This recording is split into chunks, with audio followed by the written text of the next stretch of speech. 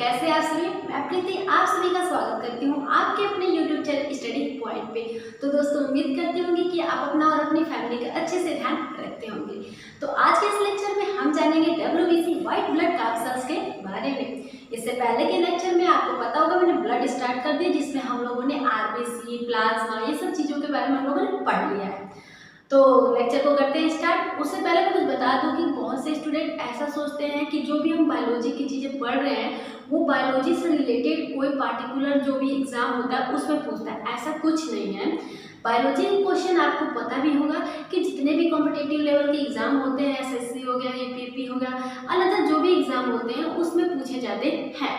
तो बायोलॉजी के क्वेश्चन आपको हर जगह देखने को मिलते हैं। तो आप कल क्लास को अच्छे से अटेंड कीजिए, क्लास में जितने भी क्वेश्चन उसको देखिए, समझिए, और जो चीज़ें ऐसी लगे कि जो आपको नहीं आ रहा है समझ में, आप कमेंट करके बताइए। तो चलिए क्लास को स्टार्ट करते हैं। सबसे पहले बता दूं कि अगर इस चैनल पर नए होंगे तो सब्सक्राइब जरूर कीजिएगा। Thank you.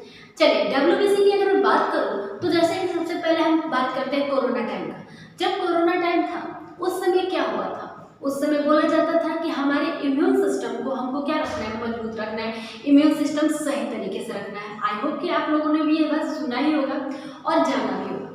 तो इम्यून सिस्टम किससे रिलेटेड था? हम किस चीज़ को बढ़ाने की बात कर रहे हैं? हम लोग बोलते थे कि इम्यून सिस्टम सही रखना है तो हमको पपीता खाना है, बाकी जितने फल होते हैं ये सब चीज़ें खाते रहना है। इम्यून सिस्टम रिलेटेड ही था WBC से, यानी कि हमको हमारे शरीर में WBC की मात्रा क्या रखनी है? अच्छी खासी रखनी है। क्यों मैम? आखिरकार क्यों WBC को ही हम बात कर रहे हैं कि उसकी मात्रा ज़्यादा होनी चाहिए? क्योंकि कोरोना टाइम में जो वायरस था, यानी कि वायरस की अगर बात करूँ तो हमारे शरीर को इफेक्ट करता है। तो जो हमारा WBC होता है ना, वो WBC ही उन जितने भी कीटाणु आते हैं या वायरस बैक्टीरिया आते हैं उनके खिलाफ लड़ने का काम करता है। इसीलिए तो जिनके इम्यून सिस्टम सही थे वो सही तरीके से वर्क कर रहे थे। इम्यून सिस्टम को सही रखना है तो हमारे शरीर में WBC की मात्रा क्या रखनी है? सही तरीके से रखनी है। तो उसी WBC के बारे में आज हम जानेंगे कि आखिरकार WBC होते कैसे है और वर्क कैसे काम करती है, यानी कि अपना वर्क कैसे करती है। तो चलिए सबसे पहले बात करते हैं कि WBC क्या है। WBC जो हमारे शरीर में पाए जाने वाले एक रक्त का, एक ब्लड का टाइप होता है। दूसरी बात करते हैं कि WBC का पूरा नाम क्या होता है। तो WBC का जो पूरा नाम होता है व्हाइट ब्लड कार्सेल्स, या मैं हिंदी में बताऊं तो उसको बोलते हैं सफेद रक्त कणिका है। क्या बोलते हैं? सफेद रक्त कणिकाओं के नाम से जानते हैं ये WBC। अब देखते हैं यहाँ पर कि काम क्या करता है। तो जैसा कि मैंने बताया ये हमारे शरीर का सैनिक कहा जाता है। क्या बोलते हैं? सोल्जर बोलते हैं। किसको बोलते हैं? WBC को। क्यों बोलते हैं? हमारे शरीर में आए हुए बैक्टीरिया को क्या करता है? या वायरस से फाइट करता है। ठीक है, ये एंटीबॉडी का निर्माण करता है। अब ये एंटीबॉडी क्या होता है ये ध्यान से सुनिए। हमारे शरीर में कोई भी वायरस आया तो वो एंटीजन लाता है। क्या लाता है? एंटीजन। और हमारे शरीर को इफेक्ट करता है, हमारा शरीर कमजोर होता है। हमारा जो WBC है उस एंटीजन के खिलाफ एंटीबॉडी बनाता है। एंटीबॉडी क्या होता है? रोग प्रतिरोधक क्षमता जिसे हम बोलते हैं, उसके खिलाफ लड़ने का काम करता है और हमारे शरीर से उस वायरस के खिलाफ फाइट करता है और उसको मारता है। तो हमारे शरीर में एंटीबॉडी बनाता है। कौन बनाता है? WBC। एंटीबॉडी का नाम समझ में आया कि जो भी वायरस हमारे शरीर में आ रहा है एंटीजन लेके उसके खिलाफ क्या करता है? फाइट करता है। हमारे शरीर को संक्रमण से बचाता है। कौन? WBC ने एंटीबॉडी बनाया और वो एंटीबॉडी के माध्यम से हमारे शरीर को संक्रमण से यानी किसी प्रकार से ग्रसित होने से क्या करता है? हमको बचाता है। दूसरी बात ध्यान से सुनिए, जो हमारे शरीर में मान लीजिए कि हमको कभी मलेरिया हुआ था। मलेरिया जब पहली बार होता है तो उस समय क्या होता है ना, जो मलेरिया होते हैं उसके खिलाफ जो हमारे शरीर में तो एंटीबॉडी नहीं होता है, तो उस पहली टाइम में मलेरिया के खिलाफ लड़ने के लिए क्षमता नहीं होती है और हमारा शरीर ज़्यादा कमजोर हो जाता है। बहुत दिनों तक मलेरिया हम ग्रसित रहते हैं।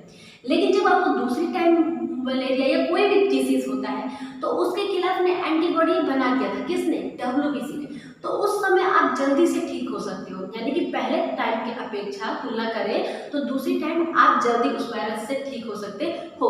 तो क्यों? क्योंकि एंटीबॉडी हमारे शरीर में बन जाता है। WBC का आकार बदलता रहता है। कैसा रहता है? बदलता रहता है। अगर मैं यहीं पे बात करूं कि हमारा RBC किस आकार का था?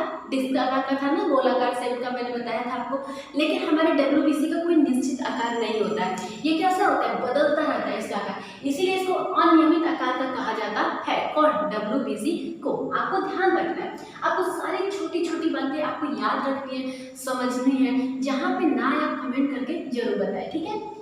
जीवन काल, इसका जीवन काल कितना होता है, यानी कि लाइफ साइकिल कितने दिनों तक, WRBC कितने दिनों तक था, 120 डे होता है। लेकिन हमारा जो WBC होता है वो कुछ घंटों से लेकर कुछ दिनों तक ही सर्वाइव कर पाता है। ठीक है, क्यों? क्योंकि इसके अंदर केंद्रक होता है। क्या होता है? इसमें केंद्रक होता है। देखिए यहाँ पे याद रखिएगा, हमारे RBC में केंद्रक नहीं था। हम लोगों ने पढ़ा था कि ह्यूमन RBC में केंद्रक नहीं होता है। लेकिन अगर मैं WBC की बात करूँ तो WBC में क्या प्रेजेंट होता है? न्यूक्लियस यानी कि केंद्रक प्रेजेंट होता है। अगर नेक्स्ट पॉइंट की अगर बात करूँ, इसका निर्माण कहाँ होता है? सबसे पहले मैं RBC से जोड़ लूँ। RBC का निर्माण हमारे शरीर के अस्थि मज्जा में था। जब हम अपनी माँ के यूटेरस में थे तब कहाँ होता था? यकृत में होता था। लेकिन जो हमारे WBC है उसका हमारा शुरू से ही उसका निर्माण कहाँ पे होता है? WBC का निर्माण यकृत और अस्थि मज्जा यानी कि बोन मैरो में होता है। आपको दिख रहा होगा। ठीक है, और ये देखिए मरता कहाँ पे? ये भी प्लीहा में ही मरता है, स्प्लीन में मरता है। हमारा RBC भी कहाँ मरता था? प्लीहा और स्प्लीन में ही मरता था। इसको हम नाम दिए थे, 2 नाम दिए थे स्पेशल, याद है? प्लीहा को हम लोग बोलते थे कब्रिस्तान के नाम से, RBC का कब्रिस्तान यानी कि ग्रेवयार्ड। और एक और नाम दिया था हम लोग ब्लड बैंक के नाम से भी किसे जानते हैं? स्प्लीन को यानी कि प्लीहा को जानते हैं। इसका एक और नाम है तिल्ली के नाम से भी जाना जाता है। तो हम लोगों ने स्प्लीन के बारे में पढ़ा। स्प्लीन बोलते हैं इंग्लिश में, प्लीहा और तिल्ली हिंदी में बोलते हैं। स्प्लीन को ही ब्लड बैंक कहा जाता है, स्प्लीन को ही कब्रिस्तान कहा जाता है ना? आपको पता चला कि नहीं? याद हुआ कि नहीं? ये तीनों स्टेटस याद हो गया होगा।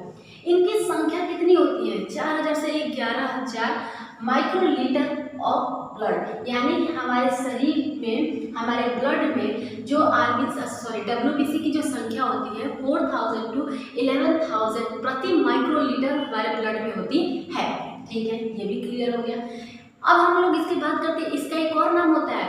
RBC का एक और नाम था ना? RBC का एक और नाम क्या था? एरिथ्रोसाइट था, एरिथ्रोसाइट था। लेकिन इसका क्या नाम है? ल्यूकोसाइट। क्या नाम देता है? ल्यूको। आपको WBC की जगह पे ल्यूकोसाइट भी लिख सकता है, तो आपको कंफ्यूज नहीं होना है ना? आपको कंफ्यूज नहीं होना है, क्योंकि यहाँ पे ल्यूकोसाइट ही WBC को कहा जाता है। WBC, अगर मैं बात करूं कि WBC और RBC की तुलना की जाए तो कितना संबंध बनता है उसमें, तो WBC ratio RBC equal to 1 ratio कितना है? 600। यानी कि एक WBC पे RBC की संख्या कितनी होती है? 600 होती है। ये क्वेश्चन बहुत ही लाजवाब और मस्त है, जिसको आपको याद रखना है कि एक WBC पे कितने RBC की संख्या होती है? तो 600 यानी कि 600 होती है। अब देखिए, हमने पढ़ा था RBC की कमी से क्या हो जाता है? RBC की कमी से क्या हो जाता है?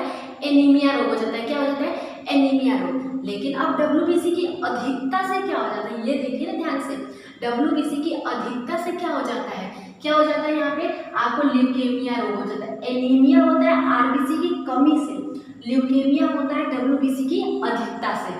तो ल्यूकेमिया, ल्यूकेमिया को एक और नाम से जानते हैं ब्लड कैंसर, यानी कि रक्त कैंसर के नाम से हम जानते हैं। तो आपको ब्लड कैंसर मतलब किसी को ब्लड कैंसर कैसे होता है?